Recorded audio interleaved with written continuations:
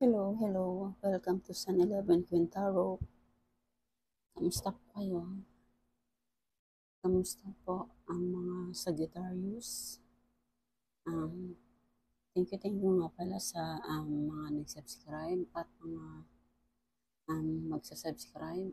Thank you po. Lubos ang aking pasasalamat dahil sa pagsuporta ninyo and then sa panonood nyo ng aking video kahit konting minuto ay may pinapanood nyo ito, binibigyan nyo ng konting oras or minuto para mapanood nyo. So, titignan po natin ang energy ng mga Sagittarius. So, general reading ito, pwedeng mag-resonate, pwedeng hindi. Kunin lamang kung ano ako para sa inyo at ang ibang hindi ay ipaubaya po natin sa iba. So, simulan na po natin kung ano ang nais ipahatid ni Universe sa inyo mga Sagittarius.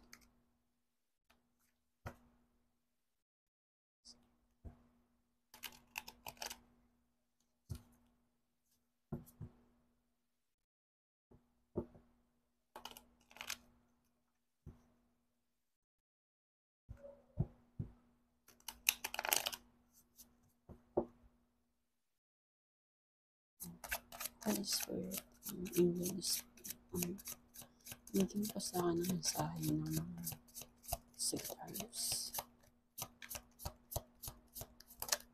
Oops, oh.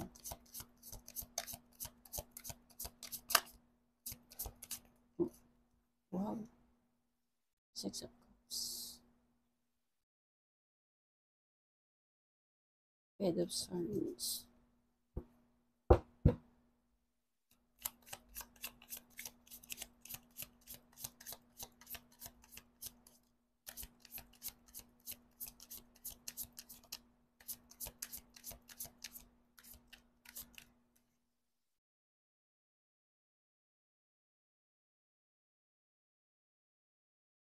Two of Cups and Knight of Swords.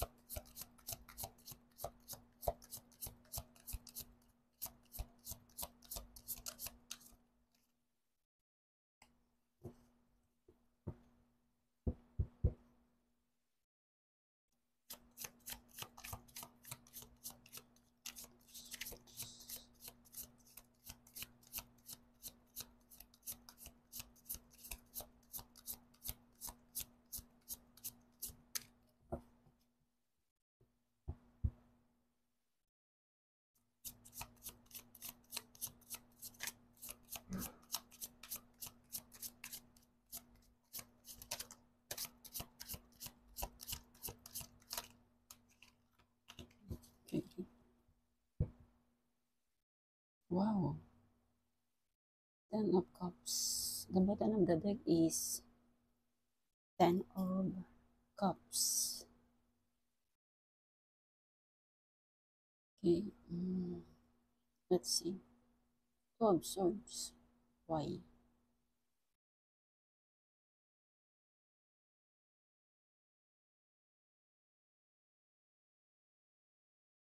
Okay. Six of Cups, Page of Swords, Two of Cups, Knight of Swords, Nine of Swords, and Two of Swords. Okay. So, ang ilan sa inyo dito, no, Sagittarius, nagiging balanse ka dito, no, nagkakaroon ka dito ng, gusto mo yung mga, blessing mo na nakukuha mo, or yung gusto mong ibahagi din, gusto mong mag-share. And then, meron ka rin nagpabahagi ka rin ng pagmamahal mo sa iyong mga animals. Gusto mo nabibigyan mo rin sila ng mga pagkain nila. Ayaw mo rin sila ng nagugutom. Gusto mo sila lagi silang busog. Ang ilan sa inyo na mahilig siguro sa mga pet or mga animals. Masyado yung mahal na mahal ang iyong mga animals. Kaya gusto nyo na bibigyan sila ng laging pagkalinga or mga pagkain nila na ibibigay nyo sa kanila. And then, meron ka rin dito, nakakapag-isip ka rin dito ng gusto mong mag-aral or meron ka isang bagay na pinag-iisipan na gusto mong matutunan sa iyong sarili. Marami kang iniisip dito para sa iyo. Kasi mataas ang pangarap mo eh. Gusto mo yung mga pangarap mo, gusto mo kasama ka. Kasama mo sila.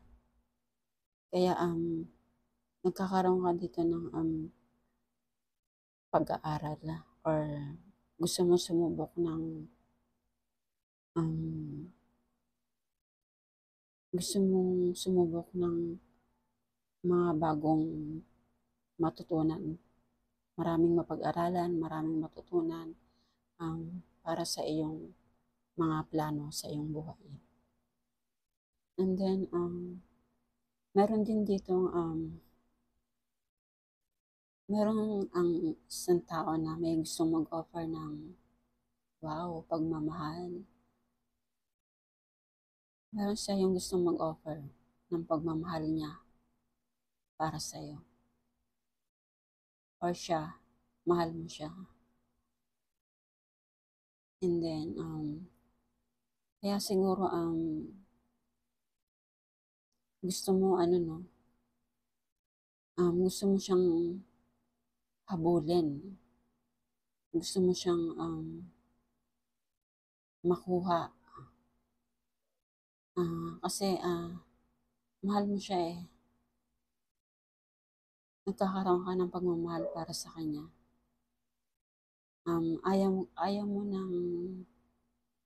mo na nang mapunta pa siya sa iba. Kaya pilit mo tong hahabulin. Pilit mo tong kukuhain. Mapunta lang siya sa'yo. Or ikaw mapunta lang sa kanya. Ang ilan sa inyo po. Kaya gusto niyong mag-offer ng pagmamahal sa bawat isa. And then, ang ilan din sa inyo, no? Masyado na nag-overthinking. Or ang ilan din sa inyo ay na-stress na. Parang and nakakapag-isip ka dito ng gusto mo maging balance lang. Kaya lang parang hindi ka makakita ng solusyon para sa ganitong sitwasyon dahil sa marami sigurong nagpapa-stress sa'yo. Kaya pilit mo tong binabalanse or pilit mo tong pinag-iisipang mabuti para hindi ka na lumagay sa ganitong sitwasyon na ang dami mo laging iniisip. Siguro 10 of Cups, the bottom of the deck is 10 of Cups. Siguro ito yung iniisip mo yung mga pamilya mo na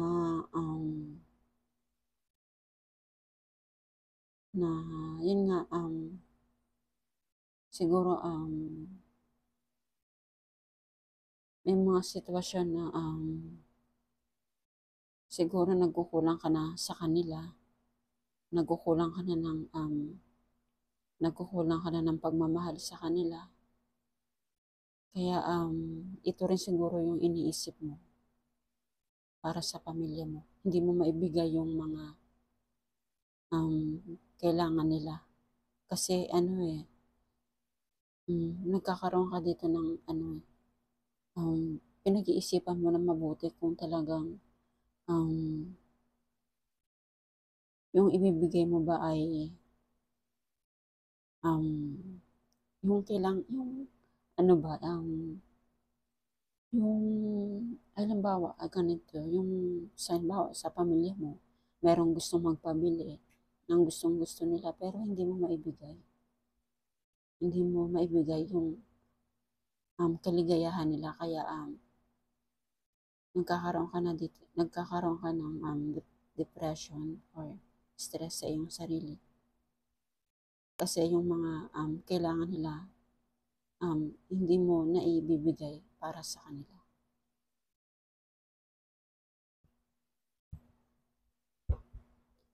So, tignan pa natin dito sa isang deck kung ano ang mensahe, ano ang idadagdag ba.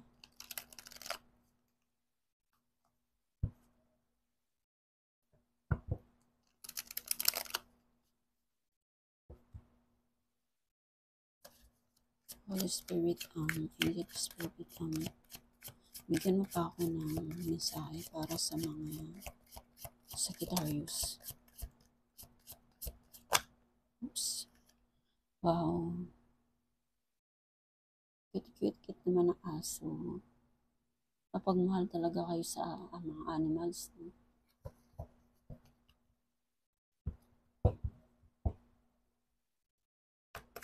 Holy Spirit, ano pa po?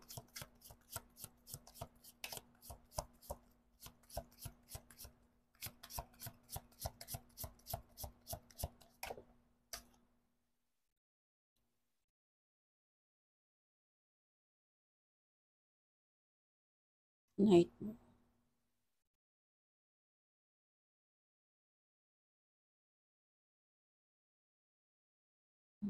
Wrongfully. Okay. Justice.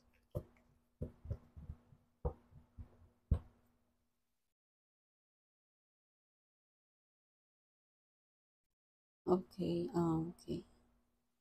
So, Sagittarius, no? Napaka-synchronize nito dito kasi, mahilig kayo sa mga animals eh. Mahal na mahal nyo sila. Kumaga, yung tiwala, yung tiwala mo sa kanila at honest, binibigay mo. Kasi, parang nagkakaroon ka dito ng ano eh, komportable sa kanila. Parang ano mo to eh, stress reliever mo. Kaya, mahal na mahal mo yung mga alaga mong animals. And then, dito sa, sweet dreams, ito yung siguro yung mga bagay na, ito yung mga bagay na pinag-iisipan mo para sa iyong growth, para sa iyong success.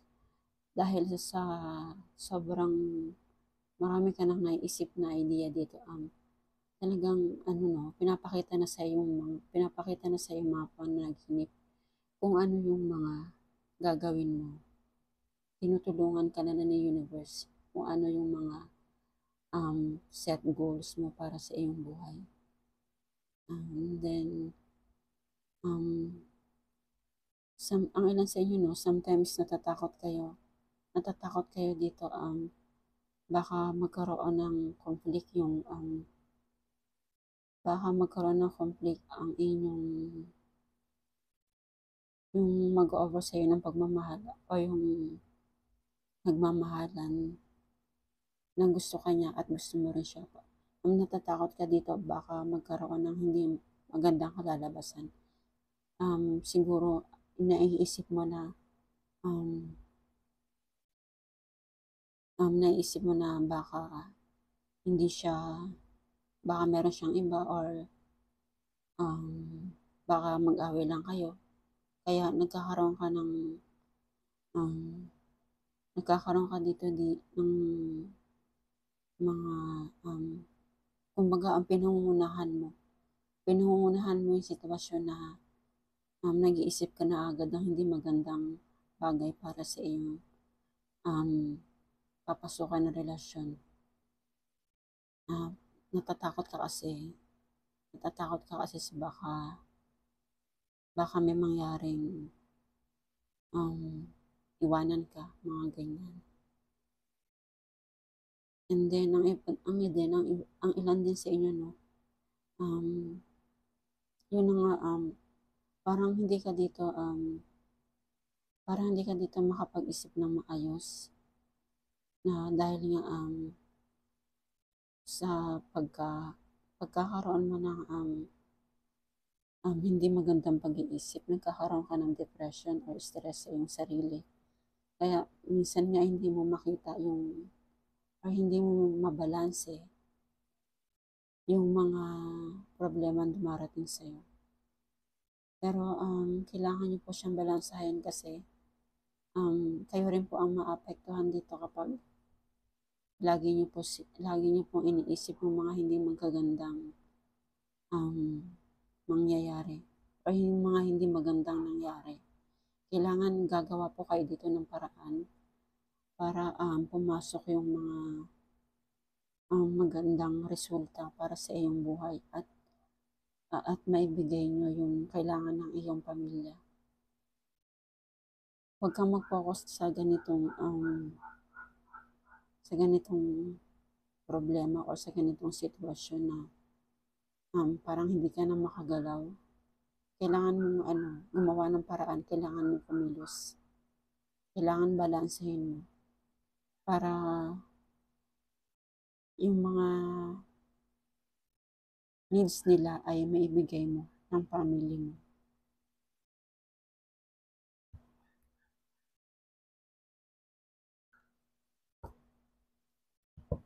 So, tignan pa natin dito sa isang deck kung anong sasabihin ng Oracle cards of Magical Unicorn.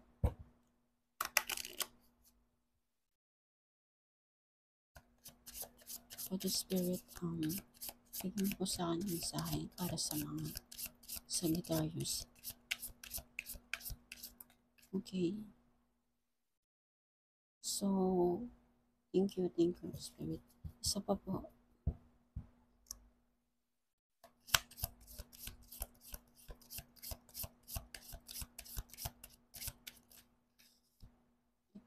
Ito gusto nang yan lumabas. Okay. Thank you, Holy Spirit. Change. The bottom of the deck is change.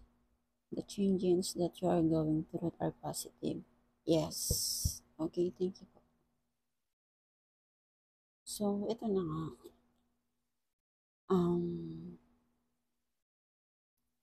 Kailangan niyo po kasing kailangan may teamwork kayo dito para hindi ikaw lang ang kikilos. Para yung mga ganitong nagpapabigat sa iyong sarili ay mabawasan. Kasi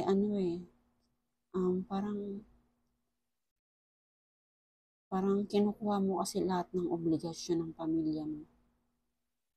Kaya ka nagkakaroon ng ganito.